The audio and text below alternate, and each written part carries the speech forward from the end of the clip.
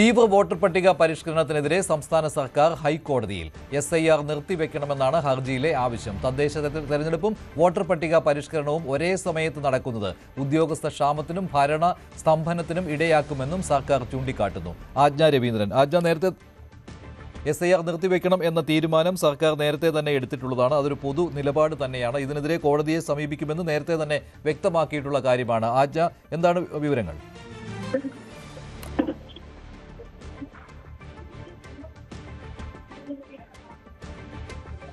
SIR നിർത്തിവെക്കണം എന്നാവശ്യപ്പെട്ടുകൊണ്ടാണ് സംസ്ഥാന സർക്കാർ കോടതിയെ സമീപിച്ചിരിക്കുന്നത്. ഹൈക്കോടതിയിൽ ഇതേക്കുറിച്ചുള്ള ഹർജി നൽകിയിരിക്കുകയാണ്. നേരത്തെ സംസ്ഥാന സർക്കാർ ഇക്കാര്യം തെരഞ്ഞെടുപ്പ് കമ്മീഷനോട് ആവശ്യപ്പെട്ടിരുന്നതാണ്.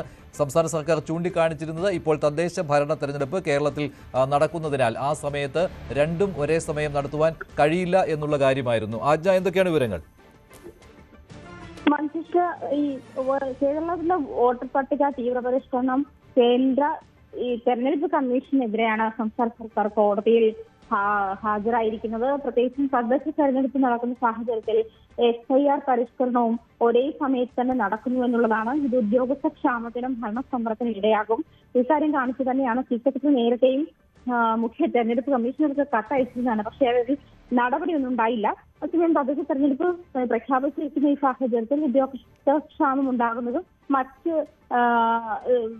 കാര്യങ്ങളൊക്കെ നടപ്പിലാക്കാൻ വേണ്ടിയും സമയമെടുക്കുന്നതും അത് ഈ ഉദ്യോഗസ്ഥ ക്ഷാമം അതിനെ ബാധിക്കുന്ന ഒരു സാഹചര്യം കൂടി ഉള്ളത് കൊണ്ടും ഈ വോട്ടർ പട്ടിക തീവ്ര പരിഷ്കരണത്തിന് അടിയന്തര പ്രാധാന്യമില്ല എന്ന് തന്നെയാണ് സർക്കാർ കോടതിയെ ബോധ്യപ്പെടുത്തിയിരിക്കുന്നത്. ഇത് രൂക്ഷമായി ബാധിക്കുന്ന ഒരു സാഹചര്യത്തിലേക്ക് നീങ്ങുന്നത് കൊണ്ട് തന്നെയാണ് വോട്ടർ പട്ടിക തീവ്ര പരിഷ്കരണം നിർത്തിവെക്കണം എന്നൊരു ആവശ്യവുമായി സർക്കാർ കോടതിയിൽ എത്തിയിരിക്കുന്നത്.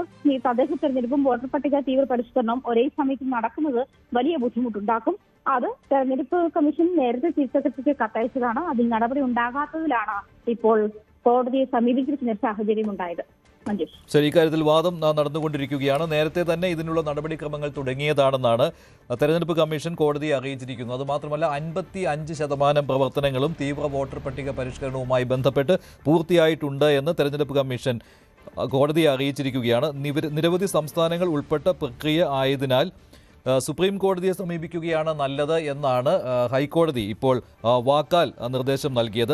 തദ്ദേശ തെരഞ്ഞെടുപ്പ് സമയം ആയതിനാൽ ഇത് കഴിയുന്നതുവരെ മാറ്റിവെക്കണം എന്നാണ് സംസ്ഥാന സർക്കാരിന് വേണ്ടി അഡ്വക്കേറ്റ് ജനറൽ കോടതിയെ അറിയിച്ചിരിക്കുന്നത്. സംസ്ഥാനം തീവ്ര വോട്ടർ പട്ടിക പരിഷ്കരണത്തിന് എതിരല്ല, പക്ഷേ അതിന് ഈ സമയം തിരഞ്ഞെടുത്തതിനെയാണ് സംസ്ഥാന സർക്കാർ ചോദ്യം ചെയ്യുന്നത് എന്നുമാണ് അഡ്വക്കേറ്റ് ജനറൽ കോടതിയെ അറിയിച്ചിരിക്കുന്നത്. അടിയന്തര പ്രാധാന്യം ഈ വിഷയത്തിന് ഇല്ല എന്നുള്ള കാര്യവും സംസ്ഥാന സർക്കാർ കോടതിയെ അറിയിച്ചിരിക്കുകയാണ്. അതുകൊണ്ട് ഉടൻ ചെയ്തു തീർക്കേണ്ട ഒരു കാര്യമല്ലാത്തതിനാലാണ് ഇപ്പോൾ വേണ്ട എന്ന് സംസ്ഥാന സർക്കാർ പറയുന്നതെന്നാണ് സർക്കാരിൻ്റെ വാദം. മറ്റൊരു വാർത്തയിലേക്ക്.